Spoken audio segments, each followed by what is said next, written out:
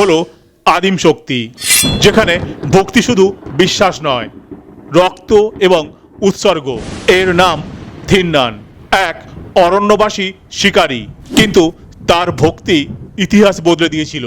চলুন আজকে জেনে নেব সেই কাহিনী। একদিন থিন্নান দেখলেন পাহাড়ের শিবলিঙ্গর চোখ থেকে রক্ত ঝরছে। থিন্নান বুঝলো তার দেবতার কষ্ট হচ্ছে। এক মুহূর্ত না ভেবে নিজের একটি চোখ উপড়ে শিবের চোখে প্রতিস্থাপন করলো। কিন্তু ঘটলো এক অলৌকিক ঘটনা। শিবলিঙ্গের অন্য চোখ থেকেও রক্ত ঝরতে শুরু করলো। দ্বিতীয় চোখ উপড়ে ফেললে সে অন্ধ হবে। তাই পা দিয়ে শিবের চোখ চিহ্নিত করে সে নিজের দ্বিতীয় চোখটি উৎসর্গ করতে গেল। এই চরম আত্মত্যাগে শিব তুষ্ট হয়ে তাকে থামালেন এবং তার চোখ ফিরিয়ে দিলেন। সেদিনের থিন্নান হলেন কানাপ্পা নয়নার। ভিডিওটা ভালো লাগলে চ্যানেলটাকে সাবস্ক্রাইব করে কমেন্টে ওম নমঃ শিবায় লিখে যাবেন।